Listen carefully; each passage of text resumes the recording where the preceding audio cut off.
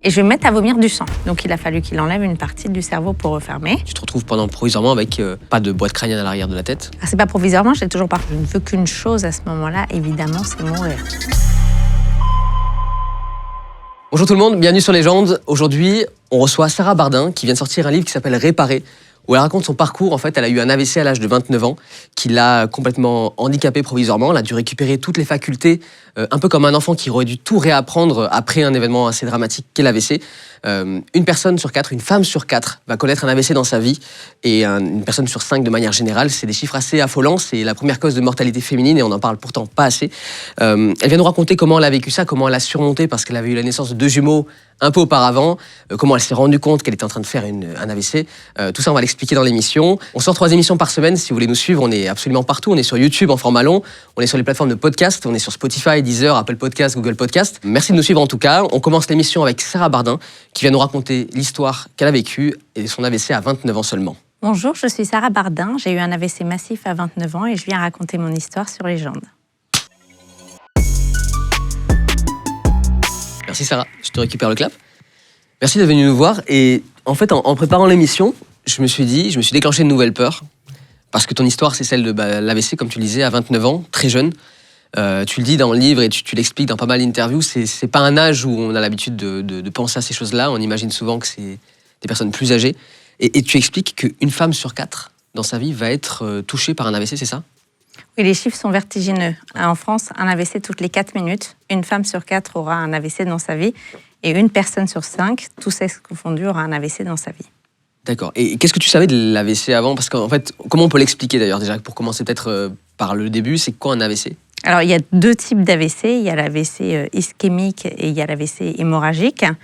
Donc, et principalement, en grande majorité, le type d'AVC qui se produit le plus souvent est l'AVC ischémique. Et je ne savais pas grand-chose de l'AVC puisque j'avais surtout la sensation que c'était une affection qui touchait les personnes âgées. Ouais. J'avais un petit peu en tête le profil de la victime d'AVC, plutôt âgée, homme, qui avait beaucoup de facteurs de risque, qui fumait peut-être, qui était sédentaire, qui s'alcoolisait peut-être. Enfin, j'étais très très loin d'imaginer qu'à 29 ans, sans aucun facteur de risque, je pouvais moi aussi être touchée par l'AVC.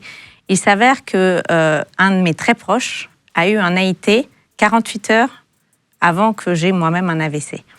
L'AIT, c'est une version plus... Enfin, c'est les symptômes d'un AVC, mais il y a moins de conséquences, c'est ça ? En fait, c'est un AVC, mais c'est un AVC qui se résorbe tout seul. Donc, c'est un accident ischémique transitoire. Et il porte bien son nom, il est transitoire.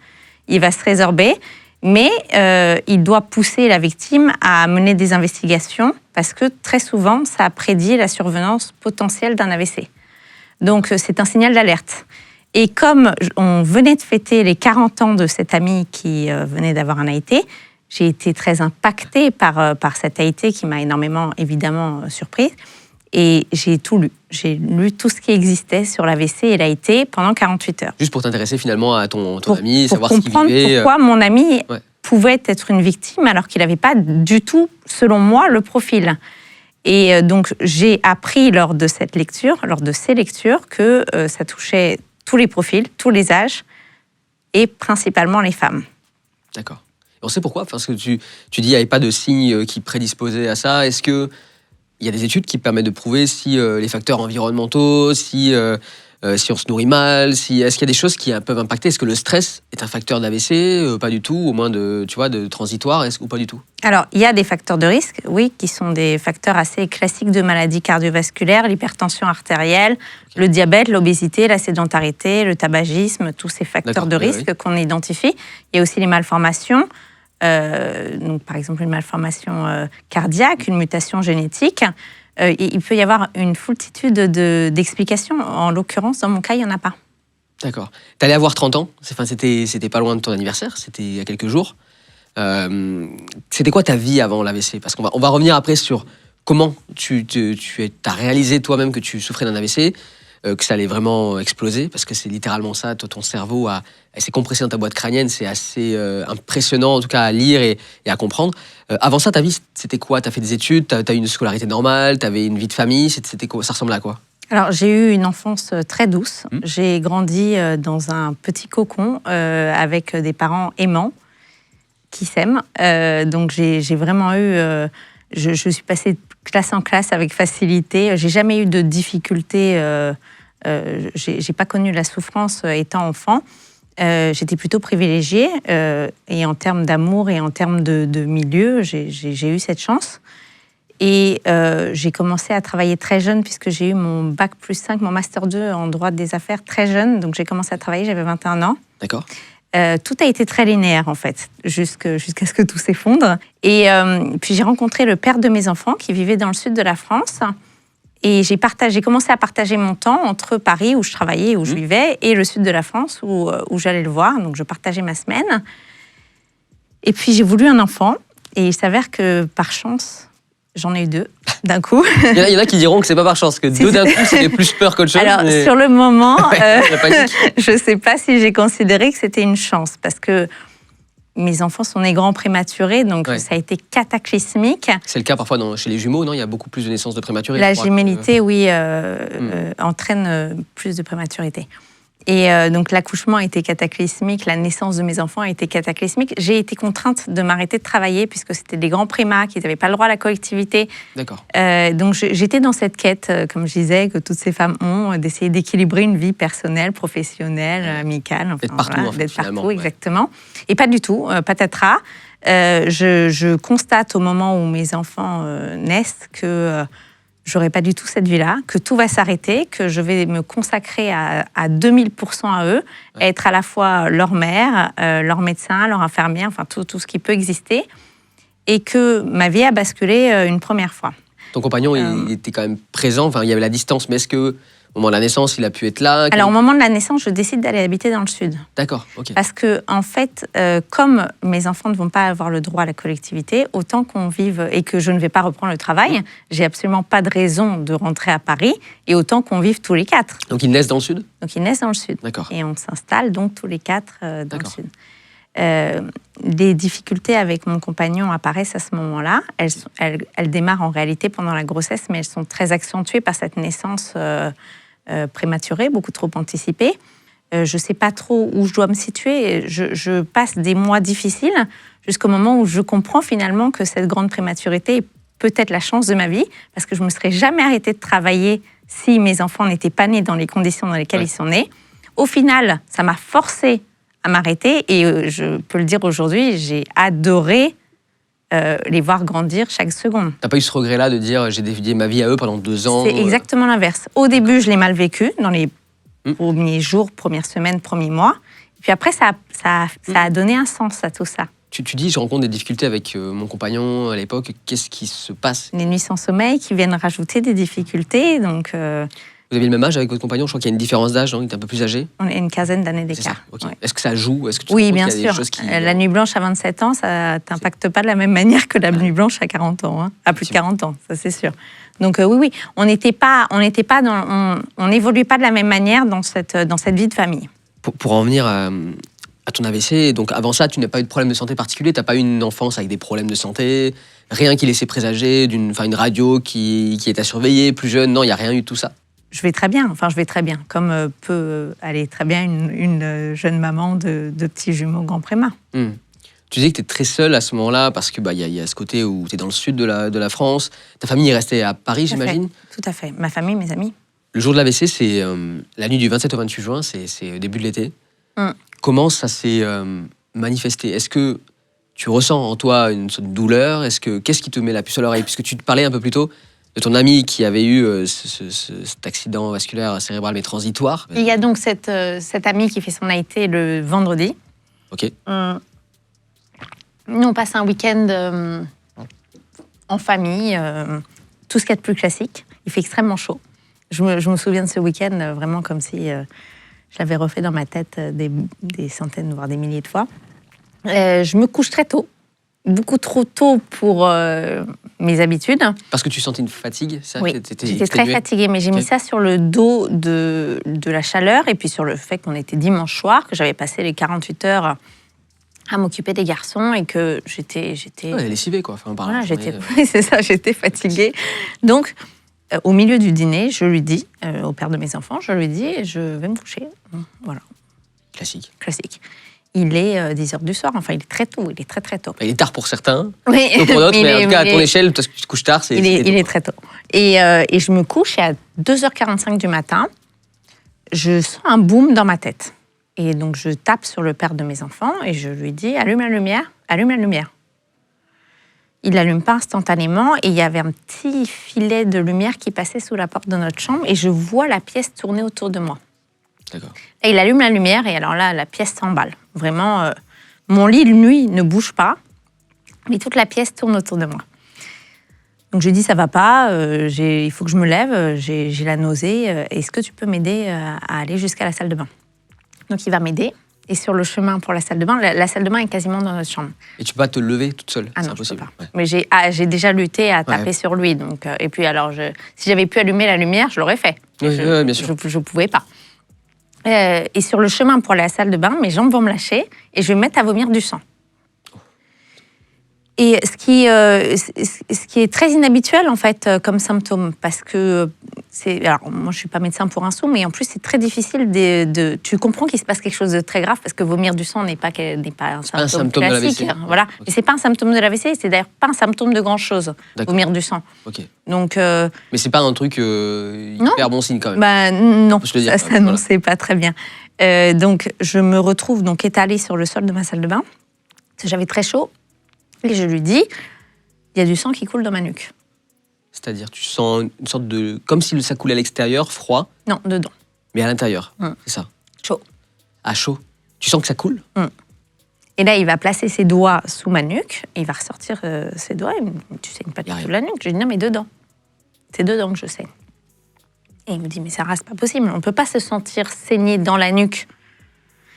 Et donc là, on va partir dans une série d'hypothèses. Il me dit, tu dois faire un malaise vagal. Je lui dis, non, je ne fais pas un malaise vagal alors que j'étais en train de dormir. Il me dit, bah, tu dois faire une intoxication alimentaire. Je lui dis, non, je ne fais pas d'intoxication alimentaire. On rentre comme ça dans une série d'hypothèses. Il n'est pas médecin non plus. Hein. Oui, parce que dans le livre, tu parles, en fait, dans le tout début du livre, pour revenir un petit peu juste avant que tu expliques comment ça s'est passé, le livre s'appelle Réparer ses stocks, les éditions. Tu commences ton livre un peu avec cette discussion, enfin, ça dure longtemps, où en fait, tu vas l'expliquer mieux que moi, mais il te croit pas, enfin c'est pas qu'il te croit pas, mais en tout cas il comprend pas comment ça peut être il comprend pas comment ça peut être un AVC alors que tu parles. Enfin, t'es encore à ce moment-là, t'es totalement vive et tu peux parler à ce moment-là. Qu'est-ce qu'il te dit en fait quand tu commences à lui parler? Tu lui parles d'AVC assez rapidement? Alors je lui parle d'AVC très vite parce qu'en fait je lui dis il y a du sang qui coule dans ma nuque, je suis en train d'avoir un AVC, appelle les pompiers très très vite.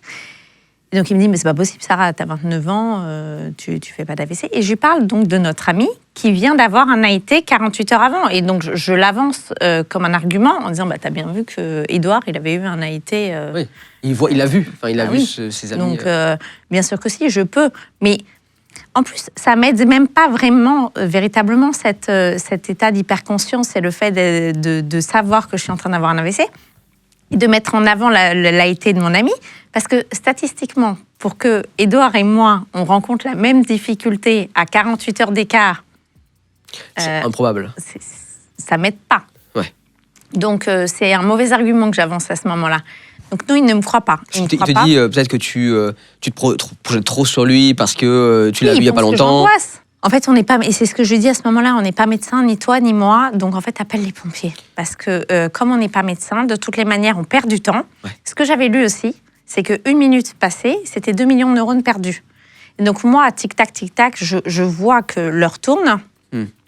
Et je me dis, mais dans quel état je vais finir, en fait?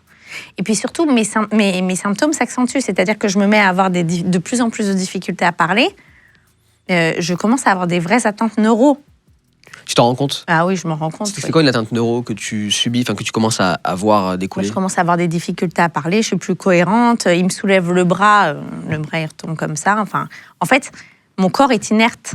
Moi, je suis encore à peu près vive. Ouais, tu peux parler. Le dire vite, hein. Ouais, mais voilà. Mais en revanche, mon corps est inerte. C'est-à-dire que... Et puis, il va s'en apercevoir. Il va mettre le temps, mais il va finir par s'en apercevoir. Et je pense qu'il va voir, au fur et à mesure, la vie me quitter. Et que c'est ça qui va faire qu'à un moment, il va enfin se décider à appeler les pompiers. Parce que c'est vrai que l'AVC, pour moi, enfin, dans mes souvenirs, c'était pour avoir connu ça par un grand-père qui a vécu. Parce que tu parlais de gens qu'on imagine plus âgés. Moi, c'était un grand-père qui a vécu un AVC, mais qui radicalement, sur le moment, n'avait plus de capacité. Tu sais qu'il était vraiment inanimé. En plus, il avait une hémiplégie, donc d'un côté paralysé. Mais c'était soudain. C'est beaucoup plus classique, ouais, comme. C'est plus classique. Oui. En fait, toi, c'était quoi? C'était un prémisse d'un AVC ou c'était déjà l'AVC qui commençait à... Non, en fait, il y avait réellement du sang qui coulait dans ma nuque. Ce qui s'était passé à ce moment-là, c'est que mes artères vertébrales se sont disséquées pendant mon sommeil. Ok. Et en fait, ce que je chantais, c'était ça. Donc oui, le caillot était en train de se former et il allait se mettre à boucher. Et l'AVC allait se produire. En fait, on était un petit peu en amont de l'événement. Donc pendant longtemps, tu vas négocier un peu qu'on appelle les pompiers, puisqu'ils te parlent de malaise vagal, ils te parlent de plein de choses. À quel moment les pompiers viennent? C'est toi qui les appelles ou c'est lui qui finit quand même par les appeler? Non, c'est lui qui les appelle. Il me tend le téléphone, il le tient sur mon oreille. Il me passe le médecin régulateur à qui je fais la liste de mes symptômes et qui me dit mais madame, je pense que vous faites une crise d'angoisse.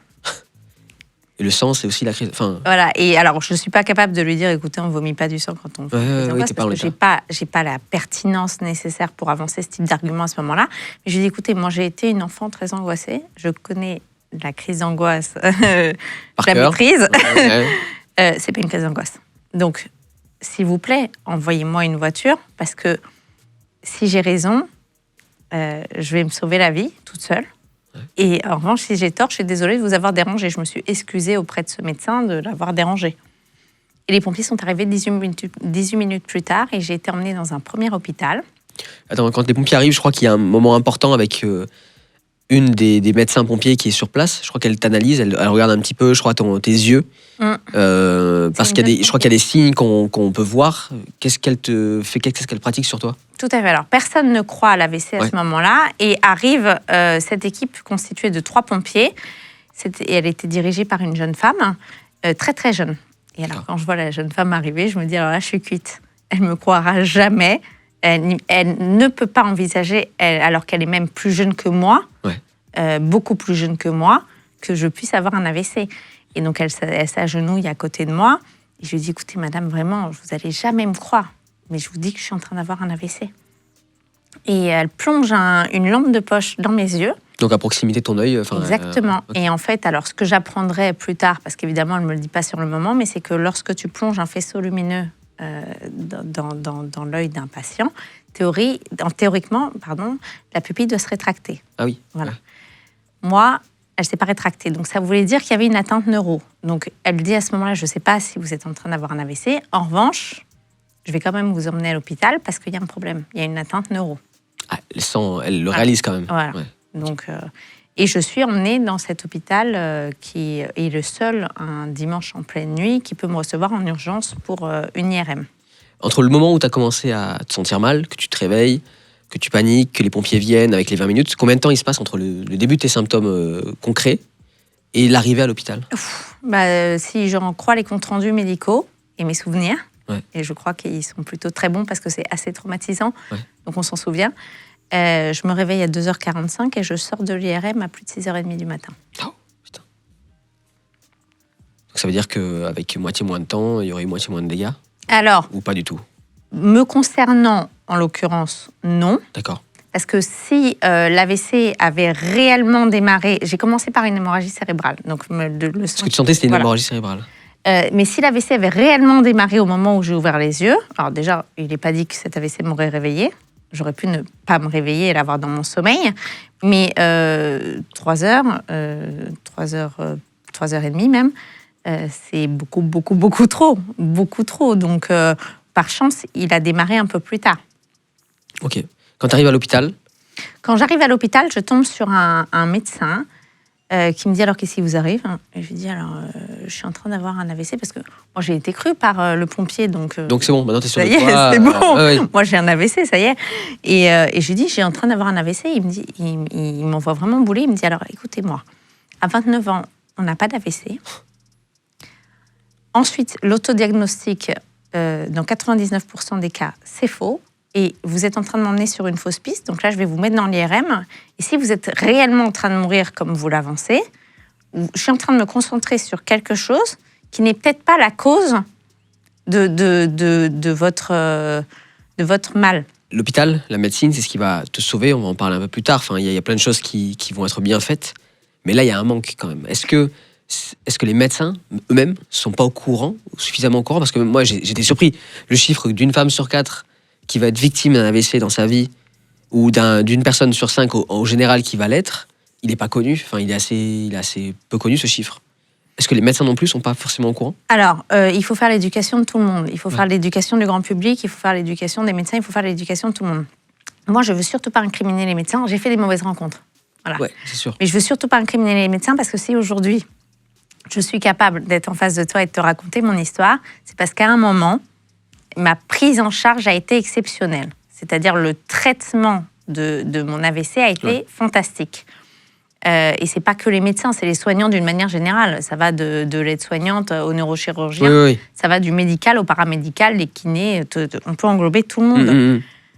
En revanche, en ce qui concerne le moment où je déclenche les secours, donc c'est-à-dire la prise en charge initiale, c'est une catastrophe. C'est-à-dire que si moi, je n'avais pas bataillé, si je n'avais pas négocié pour qu'on me croie, si je n'étais pas battue pour qu'on me croie, pour qu'on me mette dans cette IRM, je serais encore sur... Enfin, je ne serais plus maintenant sur le sol de ma salle de bain. Chez toi, en fait. Mais voilà, oui. Ouais. Quand tu fais cette mauvaise rencontre, après, il va y en avoir une bonne. Par contre, c'est un autre médecin qui va dire on commence tout de suite la perfusion, il n'y a pas de temps à perdre. Cette patiente est en état critique. C'est combien de temps après? Ça, c'est assez rapidement. Il a été pris en charge par l'autre médecin qui réalise que ça ne va pas. Non, alors en fait, ça ne se passe pas comme ça. J'arrive à l'hôpital, donc il y a ce premier médecin qui clairement me dit que non, et que non, voilà, mais qui va quand même me mettre dans l'IRM. Et quand je sors de l'IRM, ce médecin revient me voir et il me dit bon, donc en effet, vous faites un AVC. Ah, c'est le même médecin qui vient, ok. Et il me dit il est colossal, il est vraiment massif et surtout il est dans une zone qui contrôle la parole, la respiration et la marche. Qu'est-ce que ça veut dire un AVC massif? Est-ce que visuellement, c'est quoi? On voit que c'est un blocage de circulation du sang. Ça ressemble à quoi? Ah bah moi, on est dans la pire des hypothèses, puisqu'en fait, le caillot va se poser sur le tronc basilaire. Donc, c'est quoi le tronc basilaire? Bah, en fait, si tu veux, l'AVC, c'est donc l'AVC ischémique. Ouais. C'est un caillot qui vient... On va dire que le cerveau est représenté par un arbre. Ouais, ok. Donc, c'est comme si tu avais un caillot qui venait boucher une branche et que donc, toute la partie postérieure de cette branche n'est plus oxygénée. Ok. Par l'effet du caillot, et que donc, elle meurt. Elle arrête de fonctionner. Voilà. Bon, moi, le caillot, il s'est posé sur le tronc. Donc, en fait, c'est tout l'arbre qui va... C'est tout l'arbre, voilà. Donc, comme le corps est remarquablement bien fait, il y a un réseau secondaire qui prend le relais, mais le réseau secondaire, c'est la nationale, si tu veux. Donc, ça va... Non, parallèle, après les arbres, on est sur les parallèles voilà, exactement. autoroutiers. J'aime bien imaginer. Mais donc... Là où normalement c'est oxygéné par l'autoroute, absolument, bah là c'est la nationale qui prend le relais et ça suffit pas. Ça ne suffit évidemment pas. D'abord je lui dis non, mais vous pensez que je serai chez moi à 9h? Oui, parce que tu avais encore en tête le fait que ton compagnon... Mon ami, et puis alors, moi, il y avait deux choses qui venaient en même temps se rencontrer dans mon esprit. Mon ami, 48 heures plus tôt, avait eu un AIT, il en était ressorti indemne. Donc, je voyais pas bien pourquoi, moi, mon AVC, j'allais pas en sortir indemne. Voilà. Et ensuite, il y avait les contraintes d'emploi du temps du père de mes enfants. Donc, tout ça vient faire un petit brouhaha dans ma tête. Et je lui dis, vous pensez que je serais sortie à 9h? Il a dû se dire, mais elle est complètement à la masse, celle-là. Il me dit, mais pourquoi vous êtes chez vous à 9h? Je suis en train de vous dire que vous êtes en train d'avoir un AVC gravissime et vous me demandez si vous allez être chez vous dans 3 heures. Et je lui dis, non, mais vous comprenez, mes enfants, qui va les garder? Et alors là, la panique vraiment dans ses yeux. Ma vie prenait une toute autre valeur pour lui. Il me tend mon téléphone, il me dit, ah, vous avez des enfants? Je dis, oui, des petits jumeaux de 22 mois. Il me dit, bah, prenez vos dispositions parce que vous ne serez pas chez vous à 9h, mais je pense que vous n'allez pas rentrer du tout. Et il me tend mon téléphone. Putain. Il t'annonce brutalement que je dois prendre mes dispositions parce que je ne rentrerai pas chez moi. Et tu vis comment? Parce que jusqu'à présent, on avait l'impression que tu accusais le coup, que tu gérais, bon, ok, faut que je rentre à la maison. Enfin, que tu avais l'air assez détendu, même si c'était une grosse annonce. Là, qu'est-ce que tu... Je réalisais pas le déni total. Non, mais j'avais négocié jusqu'à maintenant pour qu'on me croie, et maintenant, je voulais négocier pour avoir tort. Et pour qu'on me dise, non, mais t'inquiète, c'est rien, c'est un tout petit AVC, c'est un AIT, allez, merci, au revoir, c'est un signal d'alerte comme ton ami, et puis tu vas rentrer chez toi. Il n'était pas question que je prenne mes dispositions pour mes enfants sur un brancard, aux urgences. Ça veut dire quoi, prendre ses dispositions à 27 ans, à 29 ans, sur un brancard? Comment on prend ses dispositions pour ces petits garçons de 2 ans? Enfin, est-ce que tu les appelles, du coup? C'est pas lui que j'appelle, non. Je lui en veux tellement d'avoir passé ces 2 longues heures allongé par terre, qu'il n'est pas question que je l'appelle. Donc j'appelle ma meilleure amie et j'appelle ma mère. Et je prends mes dispositions pour mes enfants. Comment ça se passe? Parce que là, on t'annonce que tu as un caillot qui bloque et que ton corps va finalement... Non, On ne t'annonce pas? Non, on me dit que l'AVC est massif et que je rentrerai sûrement pas chez moi. On ne me précise pas les termes techniques. Et d'ailleurs, tant mieux, parce que j'aurais bien été incapable de comprendre quoi que ce soit. Et on te dit quoi? Il va falloir passer au bloc? On te dit rien? Comment ça se passe là? C'est quoi l'étape d'après? Alors, on me dit, l'AVC est beaucoup trop massif pour être géré là où vous êtes. Vous devez être transféré dans une unité neurovasculaire qui va permettre une opération, donc qui est un endroit où on va pouvoir prendre en charge l'AVC. Donc, il faut vous transférer. J'ai appelé une ambulance, elle va venir vous chercher. Et là, je tombe dans le coma. Donc, moi, j'ai... Toi-même, À partir de ce moment... Alors, mon cerveau se met en sécurité. Donc, les gens que je vais croiser à ce moment-là me diront plus tard que j'avais les yeux ouverts. Mais moi, je n'ai absolument aucun souvenir de ce qui se passe pendant ces quelques Comme une veille, en fait. Absolument. Tu es dans le coma. Combien de temps? Est-ce que... Enfin, qu'est-ce qu'on te dit? Parce qu'à partir de ce moment-là, on te raconte, j'imagine, cette partie-là jusqu'à ton réveil. Qu'est-ce qui se passe? Cette partie-là, elle est catastrophique, puisqu'en fait, il se produit le pire du pire. Comme le tronc basilaire est bouché, le liquide céphalorachidien donc, ne peut plus s'écouler. Donc le cerveau gonfle, il gonfle, et la boîte crânienne, elle ne gonfle pas. Donc en fait, le cerveau sort de la boîte crânienne. Donc ça, c'est l'engagement du cerveau, c'est la mort cérébrale. Donc ça ne s'annonce pas bien à ce moment-là. Hein. Donc ton cerveau grossit, c'est-à-dire que une autre partie du corps aurait gonflé, mais là, en fait, il se comprime dans la boîte crânienne, c'est ça? C'est ça, qui, elle, évidemment, ne gonfle pas, puisque c'est un os. Ouais, donc, je suis opérée. On m'enlève le volet crânien postérieur, c'est-à-dire toute la partie à l'arrière du crâne. On m'enlève l'os pour faire la place. Et on me pose au sommet du crâne une dérivation, donc c'est de la tuyauterie, c'est de la plomberie. On met un tuyau pour permettre au liquide céphalorachidien de s'écouler. En enlevant l'os, donc en faisant de la place et en permettant au liquide de s'écouler, théoriquement, tu réduis la pression, ton cerveau retrouve une taille à peu près normale et tu refermes et voilà. Donc en fait, là, tu te retrouves provisoirement avec pas de boîte crânienne à l'arrière de la tête. Ah, c'est pas provisoirement, je l'ai toujours pas. Actuellement? Non.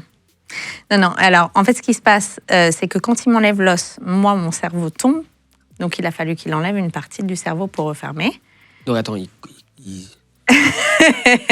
sens que Benjamin, derrière la caméra... il va défaillir. C'est compliqué, mais en fait, c'est important d'en parler, je pense, parce que... Ouais, enfin, ça arrive, on en a parlé, il y a quand même une femme sur 4 et une personne sur 5 qui va être concernée et qui peut peut-être l'esquiver, on en parlera plus tard, ou en tout cas, comprendre les premiers signes. Et du coup, toi, on t'enlève cette partie-là, mais ça sera à vie, du coup? C'est ça, c'est l'idée? Enfin, je te laisse continuer peut-être la description. Mais... Ah oui, ça sera à vie. Alors, en fait, donc, on m'enlève cette partie... C'est technique et donc j'ai la prétention modeste sur le sujet parce que comme je ne suis pas médecin, je relate ce que j'ai compris. Oui, mais donc c'est extrêmement vulgarisé. S'il y a un neurologue qui écoute, ça ne va pas lui plaire. Mais parce que je vulgarise, je retranscris tel qu'on me l'a expliqué. Donc on m'enlève donc cette partie de la boîte crânienne, le cerveau tombe, enfin une partie du cerveau tombe, il enlève cette partie et il décide de ne pas remettre l'os, puisqu'il faut bien laisser le temps au cerveau de retrouver un volume normal. Normalement, dans ce type d'opération, on rouvre le patient un peu plus tard, le protocole est celui-là, et on remet le volet crânien. Moi, on ne me l'a jamais reposé pour 2 raisons. Déjà, c'était beaucoup trop chaud, c'est-à-dire qu'en fait, il ne voulait absolument pas y retourner. Il n'avait pas du tout envie de rouvrir. Et puis la deuxième raison, c'est qu'en réalité, comme il s'agit du volet postérieur, tu tombes assez rarement sur l'arrière de la tête. Quand tu tombes, tu as plutôt tendance à tomber devant, sur les côtés, mais assez rarement. Donc il a fait sa balance bénéfice-risque et il s'est dit, en fait, j'ai beaucoup plus de risques à la réopérer et à lui remettre le volet qu'à ne pas lui remettre. Alors, c'est une question peut-être bête, mais du coup, à cet endroit-là, c'est juste de la peau qui est refermée. Mais sous la peau, il n'y a pas d'os. Ou c'est ça? Non, il n'y a pas de boîte crânienne. Alors, avec le temps, je constate, en mettant la main, que ça se solidifie un petit peu. C'est-à-dire que la peau se durcit. D'accord. Et au tout début, quand je passais la main, j'avais vraiment l'impression d'avoir la main dans ma tête. Putain. Maintenant, ça se durcit un petit peu. Mais non, il n'y a pas d'os. Non, il n'y a pas d'os. C'est que de la peau. C'est et la puis peau, en dessous, comme s'ils avaient un endroit que tu pouvais appuyer d'une peau un peu souple, c'est ça. sans l'os dessous, quoi. D'ailleurs, c'est très désagréable. Je me doute. Je me doute. Enfin, c'est. Je comprends la réaction de Benjamin qui est derrière la caméra. C'est vrai que c'est pas commun. Et toi, tu vas te réveiller à un moment de ce coma, parce que si on discute aujourd'hui, c'est que tu t'es réveillé. Au bout de combien de temps tu te réveilles? C'est quoi les premiers. Quand tu sors de là, qu'est-ce que tu ressens? Alors, la probabilité pour que je me réveille, elle est excessivement faible. Et puis surtout, on sait beaucoup de choses sur le cerveau, mais pas tant que ça. C'est-à-dire qu'il existe beaucoup d'AVC qu'on appelle à tête d'épingle, qui sont des tout petits AVC, et les patients ne remarcheront jamais, ne reparleront jamais, garderont des séquelles extrêmement lourdes.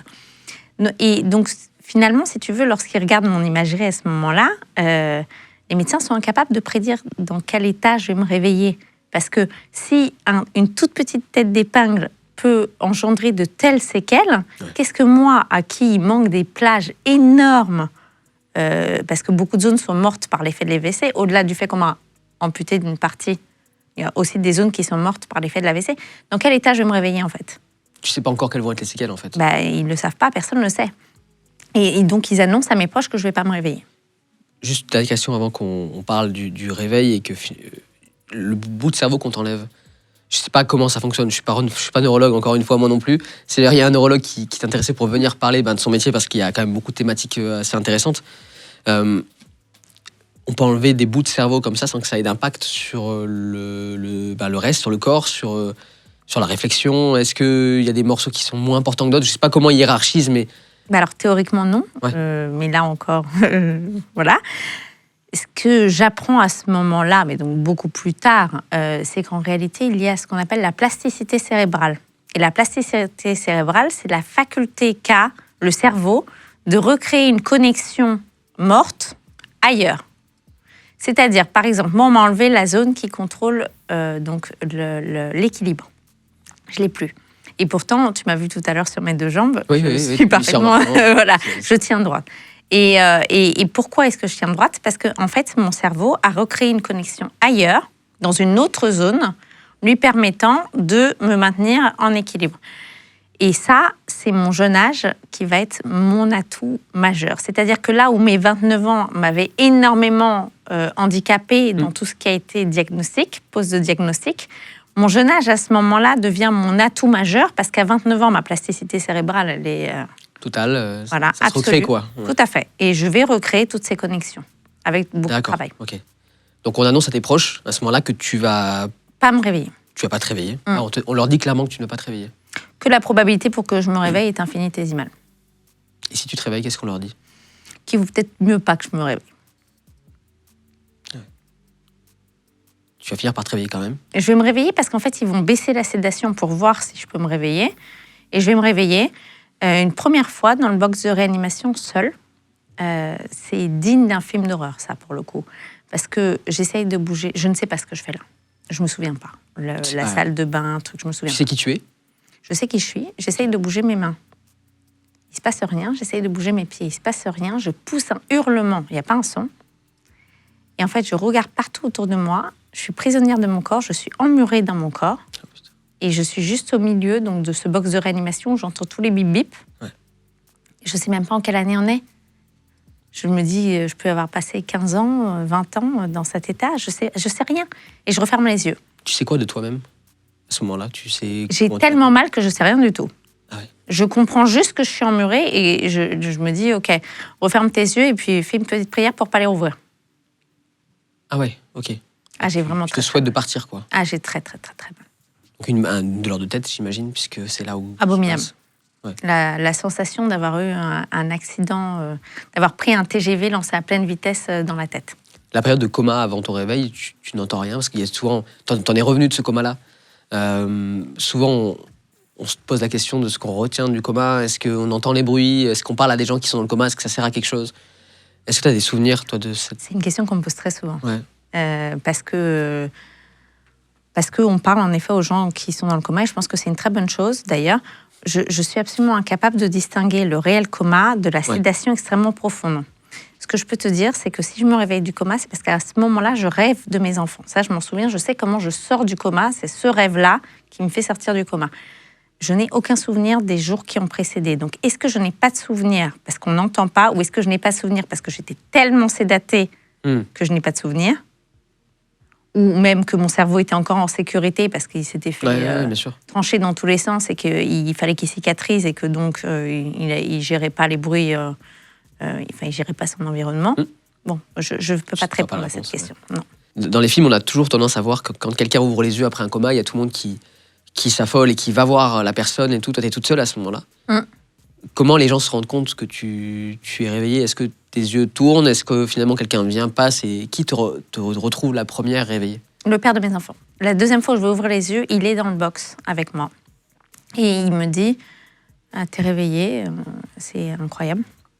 Il me fait comprendre que c'est le mieux que je puisse espérer, en fait, d'être réveillée. Il est soulagé, il est content, il n'a pas d'émotion, c'est quoi ça? Je me souviens plus exactement, je sais qu'il me dit « T'avais raison, t'as fait un AVC ».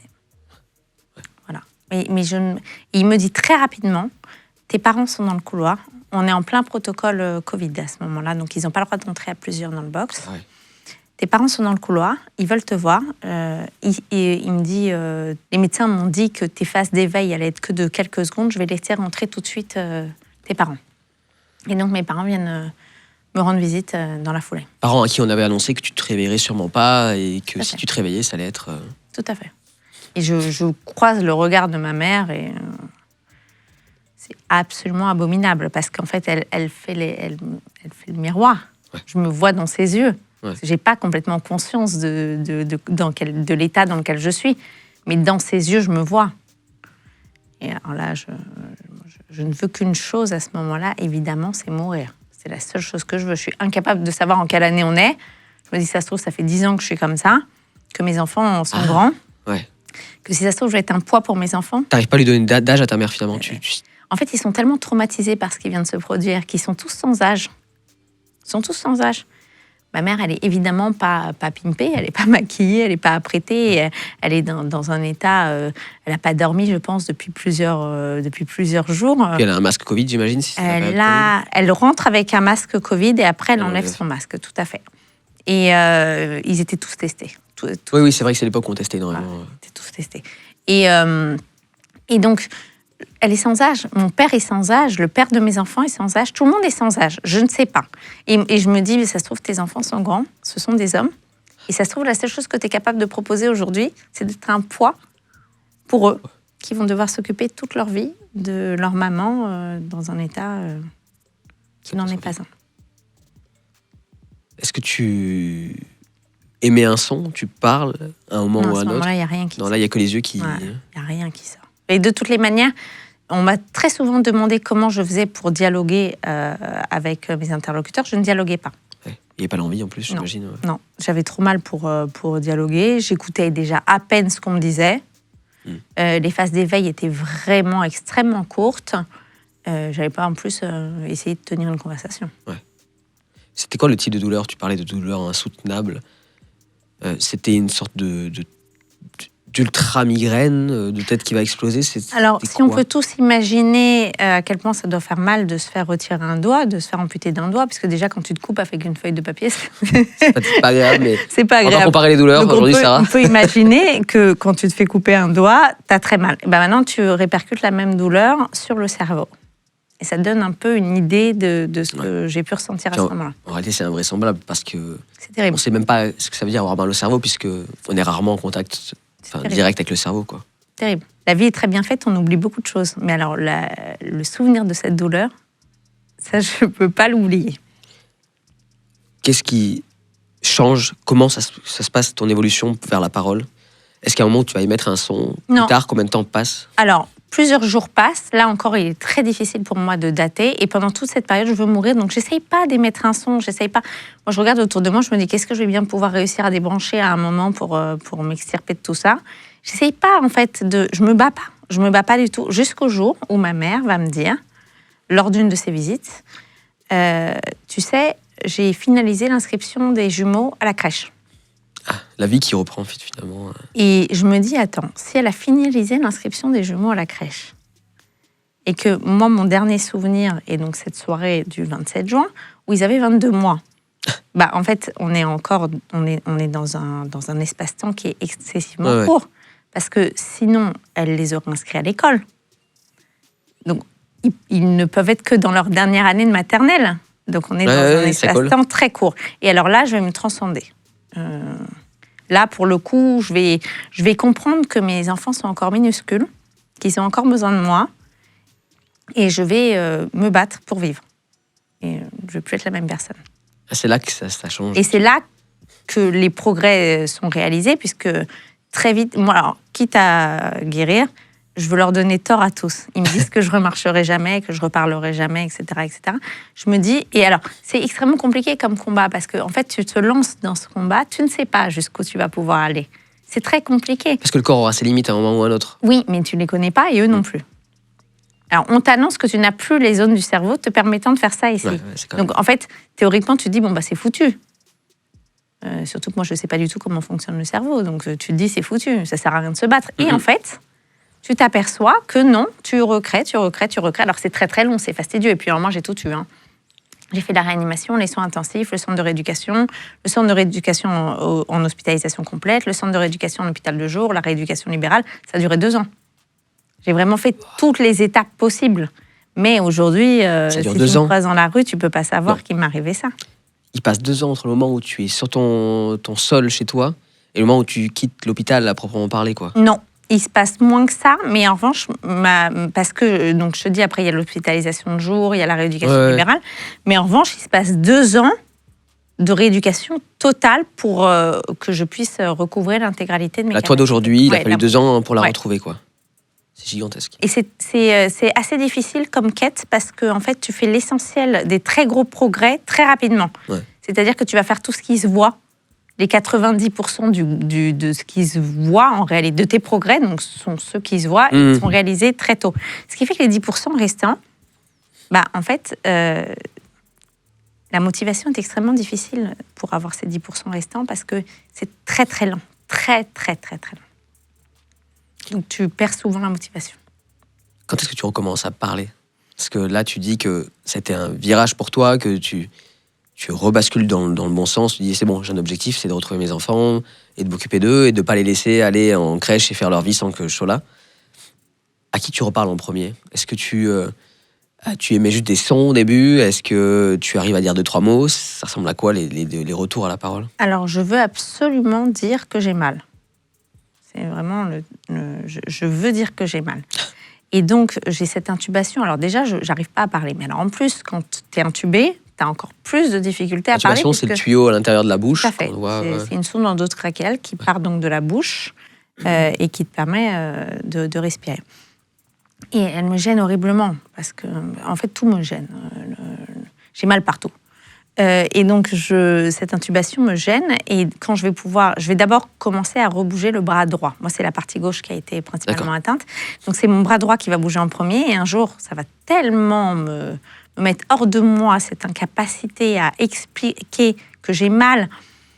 J'ai la sensation... Enfin, on vit dans un pays où, quand même, on est extrêmement développé en termes de médecine et de médicaments, de prise en charge. J'ai la sensation qu'en fait, je n'ai pas du tout une prise en charge qui correspond à ma douleur. Et comme je n'arrive pas à exprimer cette douleur, je ne peux rien faire. Et il y a cette nuit horrible où je vais gémir toute la nuit, personne ne va venir me voir et je vais pousser des hurlements que personne n'entendra toute la nuit parce que je veux absolument qu'on me donne quelque chose. Là, tu as l'impression qu'on t'oublie finalement. Enfin, c'est un peu ce truc-là. Souvent, les patients qui sont... sous morphine ou sous autre kétamine, je crois, il y a plein de possibilités.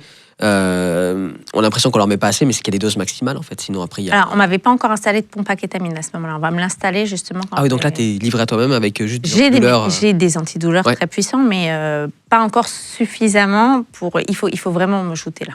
À ce stade-là, il faut vraiment me shooter. Et donc, ce que je vais faire pour pouvoir parler, c'est que, comme je vais rebouger ma main droite, je vais prendre l'intubation et je vais l'arracher. Ce que je ne sais pas, c'est que pour tenir l'intubation, en bas des cordes vocales, il y a 2 petits ballonnets, ou il y a un petit ballonnet en fonction des modèles. Donc quand tu tires sur l'intubation, tu prends les cordes vocales avec. C'est sympa. Vous êtes bien tous là. Non, mais nous, on est en train d'apprendre, on a un cours de médecine, là. Mais ça m'a même pas fait mal, parce que j'avais tellement mal à la tête. Ça n'a pas été une partie de plaisir. Mais tu vois la réaction, là, cette douleur ressentie par ton caméraman. Ouais. Mais moi, je ne m'en souviens pas de cette douleur. Parce que tu t'arraches quand même les cordes vocales, du coup. Tu les abîmes. Tu les abîmes, et ça saigne, j'imagine. Alors, je n'ai pas le souvenir d'avoir saigné, mais en tout cas, en effet, j'ai bien abîmé mes cordes vocales. D'ailleurs, j'ai mis extrêmement longtemps à récupérer un timbre de voix tel que je l'ai aujourd'hui. Ouais. C'est-à-dire qu'en fait, tu t'abîmes encore plus. Oui, j'ai accentué une situation qui était déjà périlleuse. Super. Le top. et est-ce que si tu t'enlèves ça, tu peux respirer par toi-même? Souvent, l'intubation, c'est quand tu ne peux pas respirer par toi-même, j'imagine, c'est ça l'idée? Eh ben, on a vu que oui. C'est-à-dire que, évidemment, le scope s'est emballé, toute ma chambre, bip, bip, bip, bip. Le chef de service est arrivé en courant, catastrophe, voilà. Et il me dit, mais attendez, je ne vais pas vous mettre une infirmière avec un ballon à côté de vous, à juste titre d'ailleurs. Et donc, il me regarde, elle respire, elle ne respire pas. Et ben, je respirais. Bon, je ne pouvais pas plus parler, mais je respirais. Tu pouvais dire des mots ou... À ce moment-là, non, parce que comme j'avais abîmé mes cordes vocales, je pense que si je n'avais pas abîmé mes cordes vocales, j'aurais pu parler. Mais là, à ce moment-là, non, du coup. D'accord. Ah ouais, on en est à ce point-là. Je vais rappeler quand même que dans ton livre, tout ce que tu nous racontes là, tu l'expliques, t'expliques beaucoup du personnel aussi, parce qu'il t'arrive beaucoup de choses. On parlait de ton compagnon, il y a eu beaucoup de changements dans ta vie. Donc je rappelle que ton livre, on mettra les liens en description, ceux qui veulent se le procurer. C'est chez Stock. Ça s'appelle Réparer, surmonter un AVC à 29 ans. Parce qu'on le rappelle, t'avais que 29 ans et t'as quoi? T'as 33 aujourd'hui, c'est ça? 33 ans. 33 ans.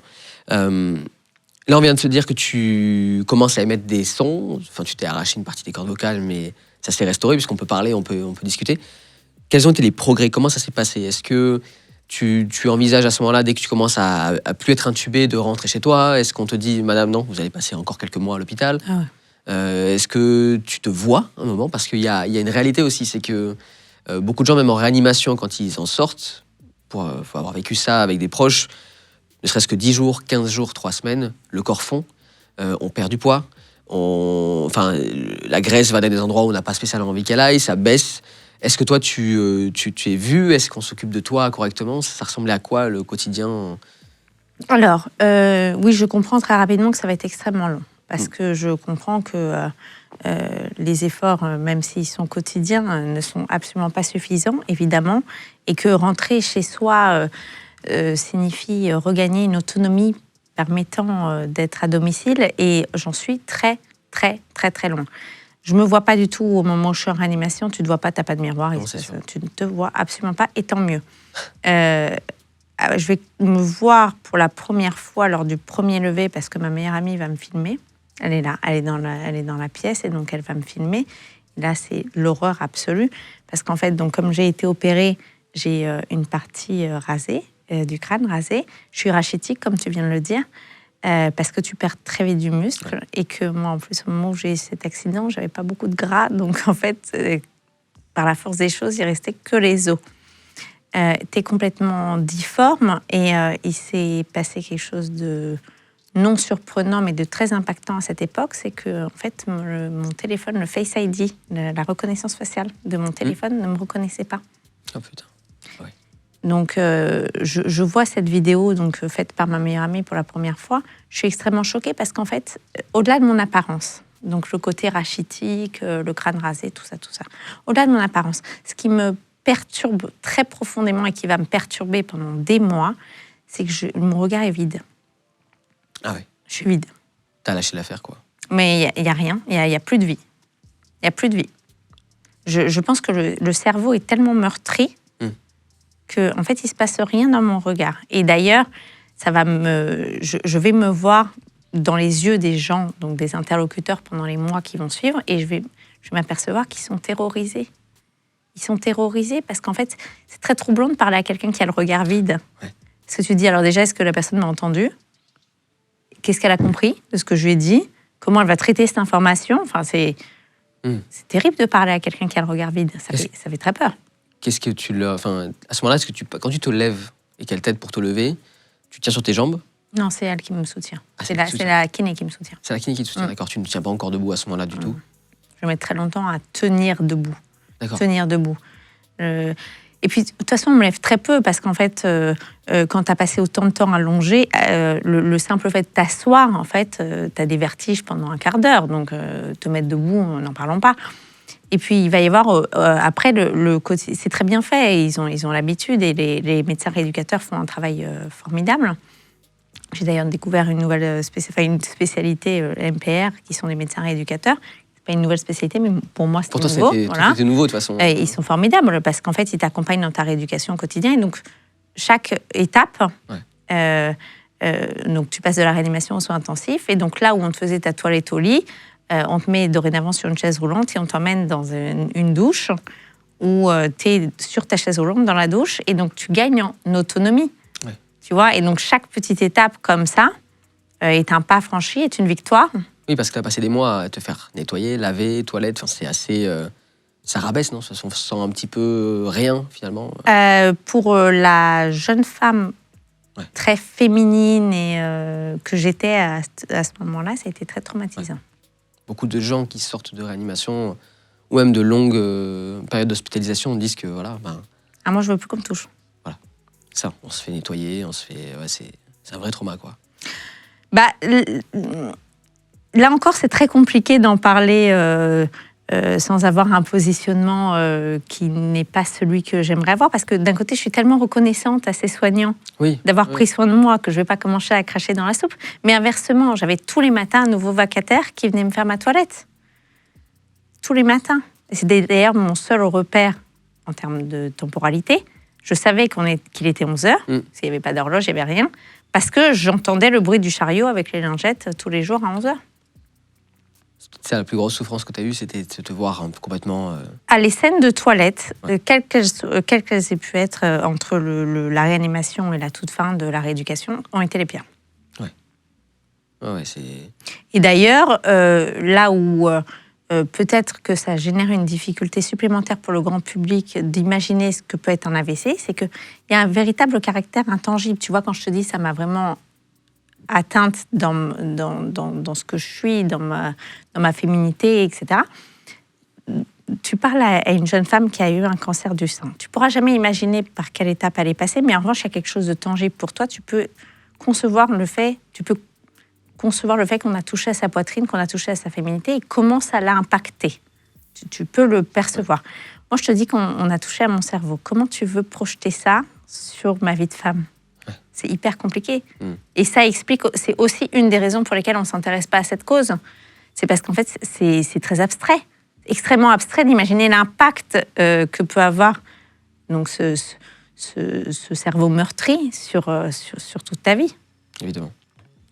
Comment ça se passe avec tes enfants? Est-ce que tu décides de ne pas les voir? Est-ce que tu demandes à les voir dès que tu peux parce qu'ils vont te voir dans l'image qui n'est pas celle que tu voulais sûrement leur rendre? Est-ce que tu demandes à les faire venir? Alors moi, je prends conscience, je crois que je ne serai plus jamais la même. Donc non seulement je veux les voir, mais je veux les voir au maximum. Ah oui, ok. Et on me le refuse parce qu'ils n'ont pas encore 3 ans et que les soins intensifs sont interdits aux enfants de moins de 3 ans.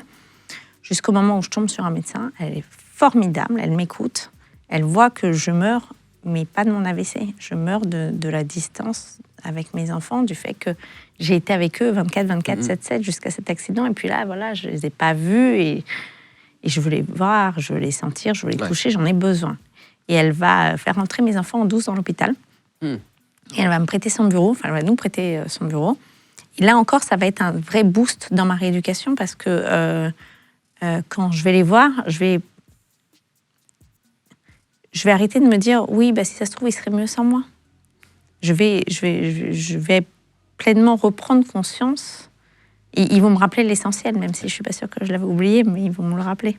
Oui, ils ont recréé cette partie en toi qui était un peu morte avec le reste. C'était, je suis leur mère, quoi. Enfin, ils ont besoin de moi. Tout à fait. Et à ce moment-là, tu vas commencer à reprendre un petit peu petit à petit, mais quand on sait qu'on a cassé sa jambe, un bras, un coup d'une épaule, peu importe, on sait qu'il faut 6 semaines, 2 mois, 3 mois, peu importe. Pour toi, les progrès ne sont pas quantifiables. On ne sait pas si tu vas reparler concrètement, on ne sait pas si tu vas remarcher droit sans tomber. Qu'est-ce qu'on peut te promettre à ce moment-là? Je ne me promets rien du tout. Et tant mieux d'ailleurs, parce que Il aurait été insensé de me promettre quoi que ce soit. On me dit que la rééducation neuro, c'est 2 ans. Donc, je sais qu'on va me faire un bilan séquelaire en N+2. Donc, je sais que j'ai 2 ans pour me mettre le coup de pied qu'il faut me mettre et essayer de recouvrer le maximum de mes capacités. On a parlé de ton compagnon tout à l'heure que tu n'as pas appelé quand il a fallu prendre tes dispositions, mais est-ce qu'après coup, il a été présent? Est-ce qu'au contraire, ça a encore plus creusé le fossé entre vous deux? Est-ce que tu finis par le recontacter? Est-ce que la relation s'arrête? Qu'est-ce qui se passe entre vous? Alors, non, il vient me rendre visite de manière régulière, quotidienne même. Les plages de visite à ce moment-là, les plages horaires sont extrêmement restreintes puisque, comme je le disais, on est en protocole Covid et donc en fait, on ne peut pas rendre visite à un patient très longtemps. Donc, il va venir me voir quotidiennement et puis très vite, va se poser la question des enfants. Qui va s'occuper des enfants? Comment? On est pendant les vacances. Et donc, mes parents vont me proposer d'emmener mes enfants en vacances chez mes grands-parents, dans notre maison de famille. Et je vais évidemment accepter, parce que pour moi, c'est une satisfaction énorme, énormissime, de me dire que mes petits garçons de 2 ans vont jouer dans la piscine avec leurs cousins et leurs cousines, et qui vont être très loin de tout ça, l'hôpital, tout ce qu'il y a de... Ils vont avoir de vraies vacances. Des vacances, d'enfants de 2 ans. D'enfants de 2 ans, ouais. Voilà, et je trouve ça merveilleux. Donc, bien évidemment, j'accepte. Je sais ce que ça va me coûter. Je sais que ça veut dire que je ne vais pas les voir pendant 1 mois. Mais je sais aussi que c'est ce qu'il y a de mieux pour eux. Donc, évidemment, voilà. Toi, en fait, finalement, ce mois-ci, il te permet quand même aussi peut-être de penser qu'à toi. Il est horrible, ce mois d'août. Parce que je suis en centre de rééducation. Ouais, tu commences à avoir on te met plus en action, finalement, peut-être pour que tu commences à reprendre. Mais t'as pas tes enfants, donc ça te permet aussi de te concentrer que sur toi, mine de rien. Parce que 2 jumeaux en bas âge, ça doit pas être non plus... idéal pour faire une rééducation? Le centre de rééducation, c'est étonnamment, je crois, le moment le plus difficile dans ma rééducation parce qu'en fait, je ne suis pour le coup qu'avec des personnes âgées, véritablement. Et donc, on n'a pas on a très peu je tisse très peu de liens avec ces gens qui ont des préoccupations très différentes des miennes, à juste titre, qui ont des objectifs également très différents des miens, puisque moi, je veux tout. Je veux redevenir moi-même. Ouais, toi, tu veux recourir, marcher. Exactement. Et donc, si tu veux, mon champ des possibles est infini à ce moment-là. Là où eux, ils vont se fixer des objectifs qui correspondent plus à leur quotidien à eux. Donc, je ne me sens pas à ma place. J'ai une chambre double où l'hospitalisation est très compliquée puisque ma voisine de chambre est très peu coopérative. Donc c'est plus âgée, j'imagine aussi. Beaucoup, oui. Ouais. Mais c'est pas lié à son âge. J'aurais adoré partager la chambre d'une personne âgée si elle avait été sympathique. C'est ça. Mais là, j'ai eu Tati Daniel, donc c'est juste ça. Daniel, donc une personne assez toxique. Voilà, on peut voir. J'ai pas eu le bol. La rééducation permet donc d'avancer sur plein de points différents.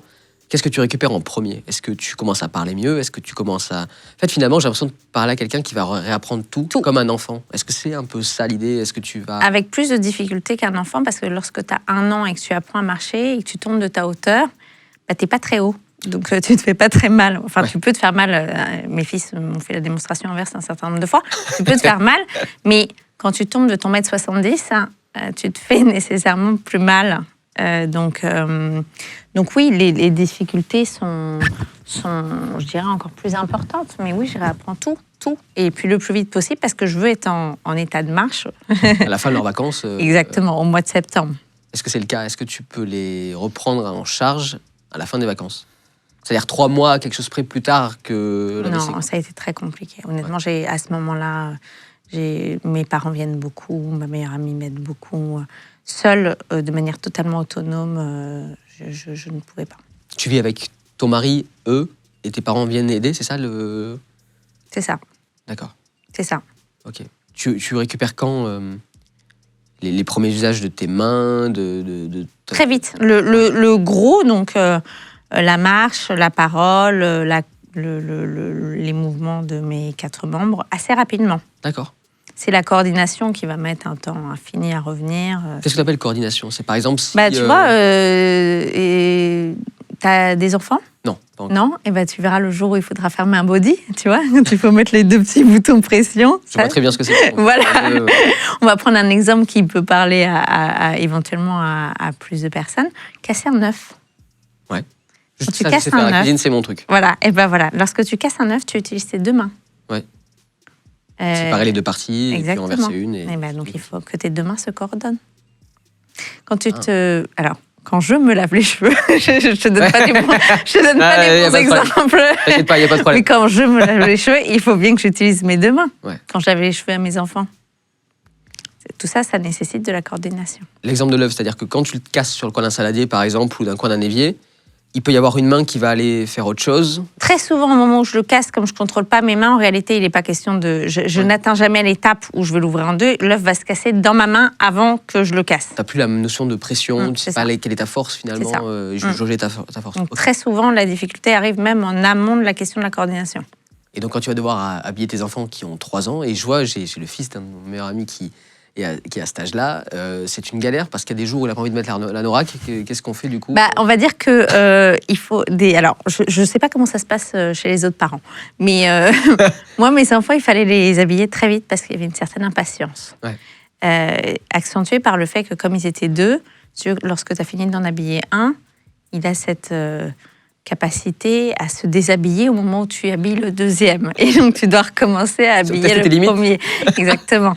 Non, mais mes enfants ont clairement été les meilleurs rééducateurs que j'ai jamais vus. En fait, quelque chose près, tu as réappris avec eux. Bon, ils avaient peut-être des stades plus avancés que toi, et tu as peut-être pu les doubler à un moment ou à un autre, mais... Ils étaient plus avancés que moi partout. Ils ont été un modèle, ils t'ont... D'ailleurs, encore aujourd'hui, je ne descends pas un escalier sans qu'un de mes fils se retourne en me tendant la main et en me disant « je vais t'aider, maman ». Ils ont compris des choses...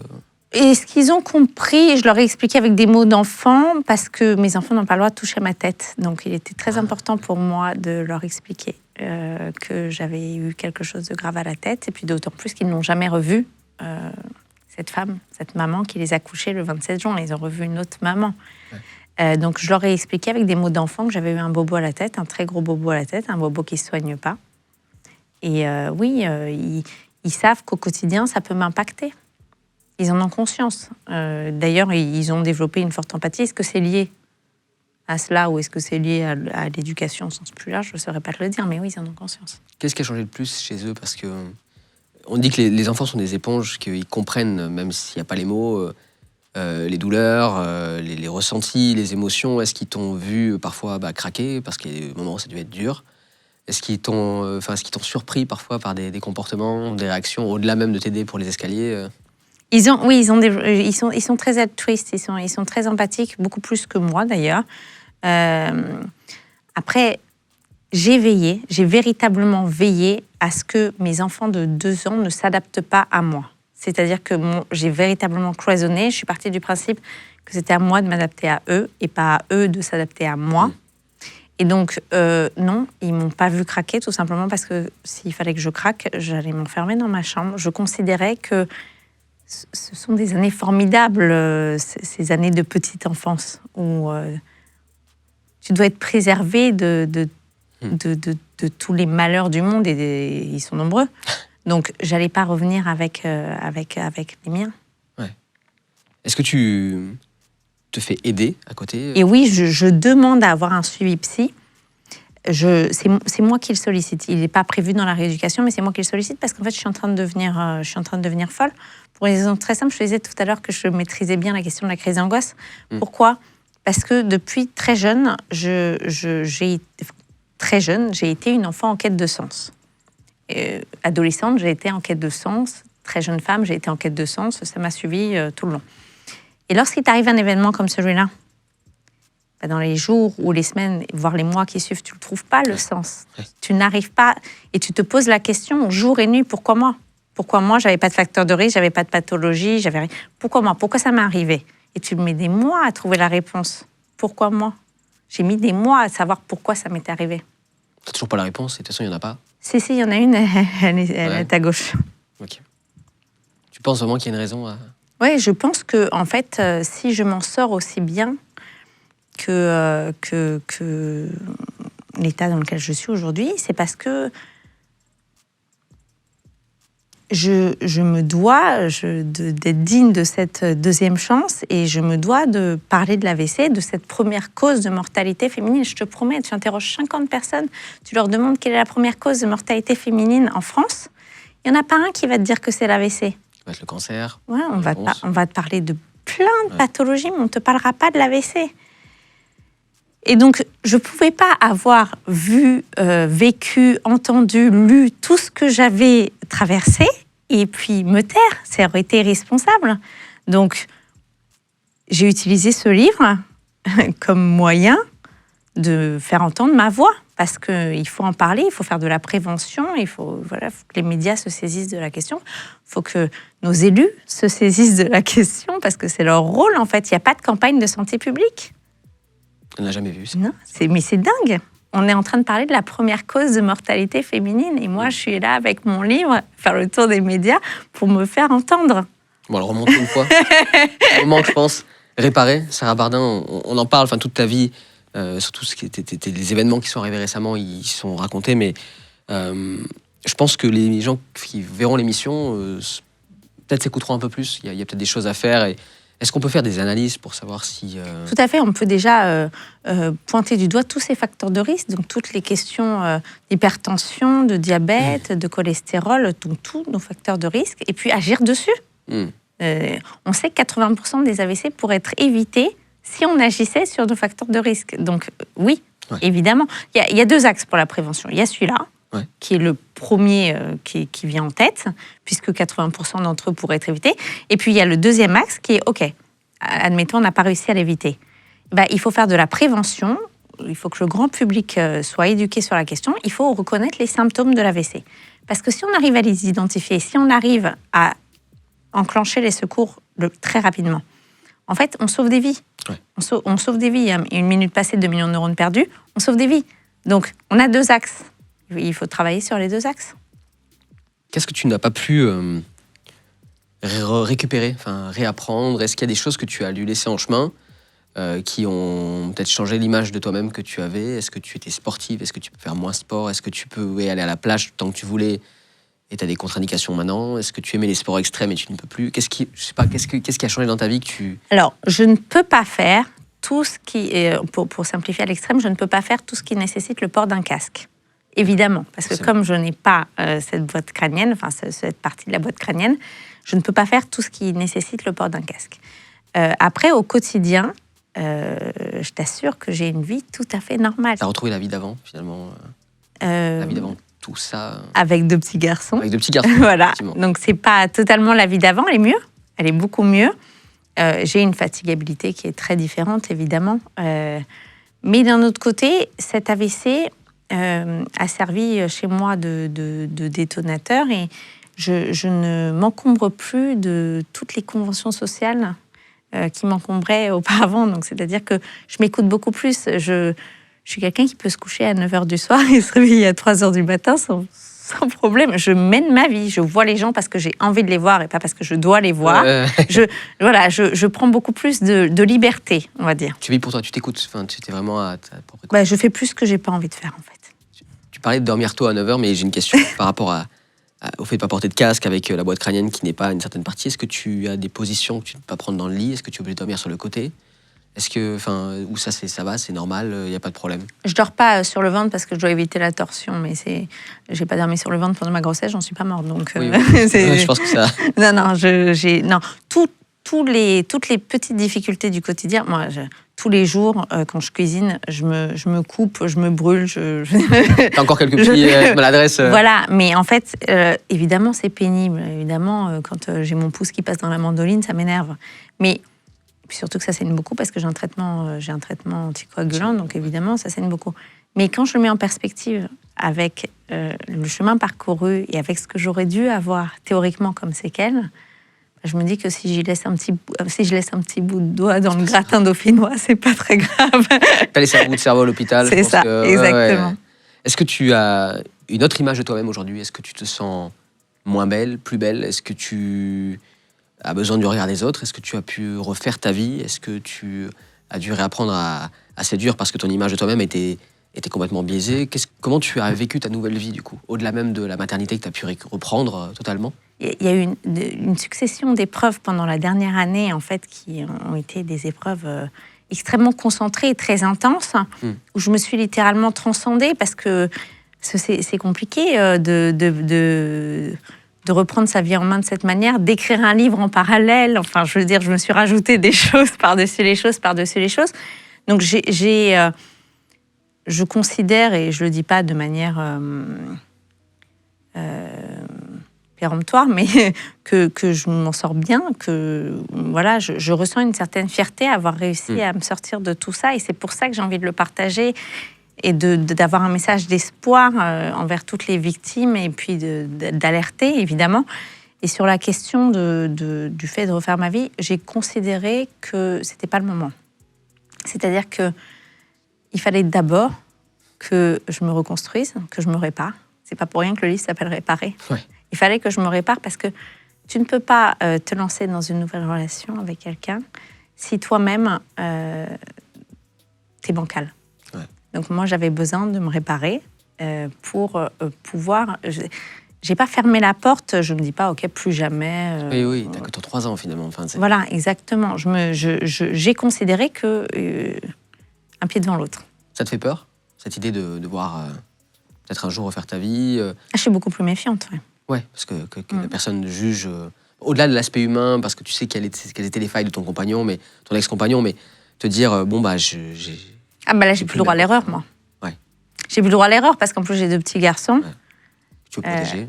Exactement. Ouais. Donc tu n'as pas envie de te lancer dans une relation et puis si je peux m'éviter une épreuve supplémentaire, ça serait chouette. T'as pas peur du regard sur toi, de dire que bah tu dois expliquer des choses. C'est ce qui peut arriver dans les pathologies, c'est de se dire, bon, si ça se voit, ou si ça a un impact sur la vie de tous les jours et qu'on ne peut pas le garder pour soi, il faudra en parler à un moment ou à un autre. Non, parce qu'elle est jolie, cette histoire, en réalité. Tu sais, c'est comme c'est ce que je te disais sur la grande prématurité. Tu peux voir les choses de la manière dont tu as envie de les voir. La grande prématurité, j'aurais pu me dire, ça a été l'horreur, ça a été abominable, un cataclysme, quelle culpabilité d'avoir donné naissance de manière trop anticipée à mes enfants, etc.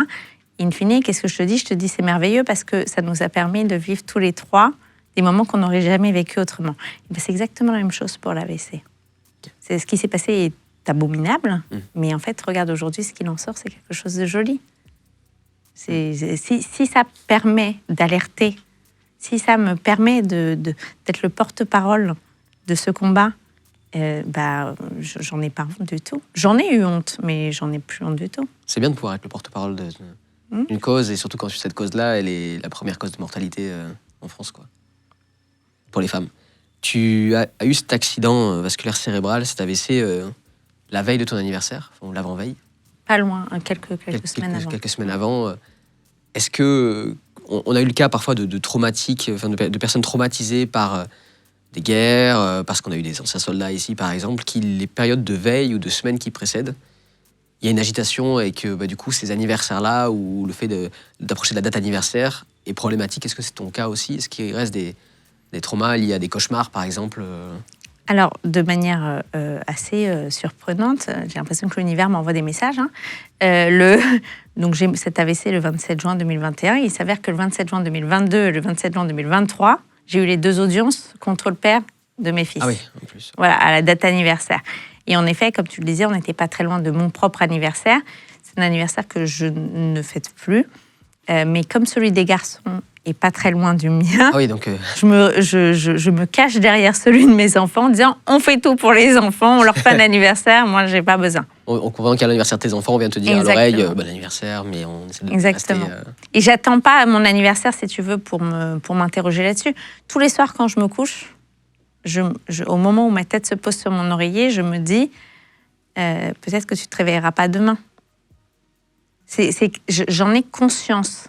Voilà, et ça ne veut pas dire que je suis plus à risque que les autres, ça veut simplement dire que moi j'en ai conscience et que les autres n'en ont pas conscience, c'est tout. C'est tout. Est-ce que, à l'image de cancers parfois qui peuvent revenir, l'AVC est à surveiller plus parce que maintenant qu'on l'a eu une fois, on peut l'avoir d'autres fois? Alors, dans l'année qui suit les AVC, où il arrive qu'il y ait des récidives, moi je suis sortie de cette zone, puisqu'on est maintenant en N+3. Les 2 tiers des patients qui ont des AVC développent des dépressions postérieurement. Moi, ça n'a pas été mon cas, mais c'est le véritable risque pour une victime d'AVC. Et on comprend pourquoi, parce que c'est ce que je te disais tout à l'heure sur l'isolement, l'incompréhension des tiers. C'est extrêmement abstrait comme atteinte. On t'a pas dit que ce que tu vivais aujourd'hui allait impacter ta durée de vie Est-ce que tu as cherché à savoir ça ou est-ce que finalement, un peu comme les progrès que tu as fait pour la rééducation, c'est un peu au jour le jour et puis tu vois et tu verras? Alors, moi, maintenant que je suis là, je pars plus loin. Ouais. Ah ouais. Là, un nouveau départ. je dirais, il va falloir que la prochaine fois, elle est un peu plus forte si elle veut me choper parce que maintenant que je suis là, je ne pars plus. Le truc, c'est que j'ai longtemps voulu trouver une cause. C'est-à-dire que j'ai fait le tour des hôpitaux de France avec mon dossier médical sous le bras. Je voulais comprendre ce qui m'était arrivé. J'ai mis très longtemps à accepter parce que je suis une vraie cartésienne. Donc moi, j'ai besoin d'une explication. C'est ce dont je te parlais sur la quête de sens. Ça va avec, généralement, c'est ce genre de profil. Donc je voulais une explication. Je voulais comprendre pourquoi moi. Et j'imaginais qu'il pouvait y avoir une cause. On n'a jamais trouvé. Et pourtant, j'en ai fait des tests. On n'a jamais trouvé. Donc non, je ne suis pas plus inquiète que le voisin parce qu'en fait, je n'ai pas de pathologie. J'ai pas de pathologie. En préparant l'émission, tu nous as dit, on m'a posé beaucoup de fois la même question dans les commentaires d'interviews que j'ai pu faire, en lien avec le Covid. Parce que tu tombais malade au moment, tu as eu cet AVC-là au moment du Covid. Est-ce que, comme il y a eu beaucoup de rumeurs là-dessus, est-ce que les vaccins, ça c'est la question qu'on te pose le plus souvent. Tout le temps. Ouais, c'est ça. Tout le temps. Parce qu'il y a eu du complotisme autour de ça. Est-ce qu'il y a une part de réalité c'est pas ma partie, le médical, mais est-ce qu'on t'a donné une réponse? Est-ce que médicalement on t'a dit le vaccin? C'est évidemment une question que j'ai répercutée aux soignants. Est-ce que ça pourrait être le vaccin? Il s'avère qu'aucun lien n'a été établi entre mon injection, parce que j'étais vaccinée. Voilà, j'étais vaccinée. Et il faut purger la question. Aucun lien n'a pu être établi entre cette injection et cet AVC. Entre les deux, il s'est écoulé 6 mois. Il n'y a pas eu une semaine, il y a eu 6 mois. Et toutes les études qui sont sorties depuis sur le vaccin ont tendance à exclure ce potentiel lien de causalité. Ça ne veut pas dire que dans mon cas, il n'a pas existé. Ça veut simplement dire que je ne sais pas et que comme je ne le sais pas, je ne vais pas l'avancer ni dans un sens ni dans l'autre. Très bien. On s'évitera qu'il y ait des questions là-dessus. Les gens pourront quand même commenter s'ils le veulent. Mais merci en tout cas beaucoup, Sarah. Je remonte ton livre parce que c'est quasiment d'utilité publique aujourd'hui maintenant. Enfin, moi, je ne savais pas qu'une femme sur 4 ou une personne sur 5 allait être concernée par l'AVC dans sa vie. Mais je pense que, sans trop me tromper, autour de soi, on a peut-être tous eu, parmi les cadreurs, des gens, des proches qui ont vécu des AVC sans trop savoir ce que c'était, d'une part. Et maintenant qu'on sait, c'est vrai que quand on est jeune, on ne se prend pas trop au sérieux. On attend que les problèmes viennent à nous et se dire, je vais me faire soigner, je vais à l'hôpital. Et on se dit que c'est plus tard que ça arrivera, on va se faire 50, 60 ans ou plus âgé, que les problèmes arrivent. Mais non, en fait, ils sont toujours là un peu en veille et ça vaut le coup, ce que tu dis, de... Ça vaut le coup de se surveiller, tout simplement, parce qu'en réalité, on s'aperçoit que déjà, rien qu'en faisant une prise de sang et en connaissant nos chiffres, on peut éviter beaucoup de difficultés. Donc oui, ce sont des tout petits gestes qui peuvent être très significatifs. Qu'est-ce qu'on peut te souhaiter pour la suite? Est-ce que tu as des envies particulières? Est-ce que tu as des projets? Qu'est-ce qu'on peut mettre en avant pour toi? J'espère structurer un projet autour de la prévention, bien sûr, parce que ce livre me permet de faire voyager mon combat et c'est formidable. Et justement, je me suis aperçue en faisant voyager ce livre que, en fait, ça a intéressé beaucoup de gens, beaucoup de jeunes. Et donc, je me dis que peut-être je pourrais structurer quelque chose autour de ça. Merci beaucoup. Merci à toi.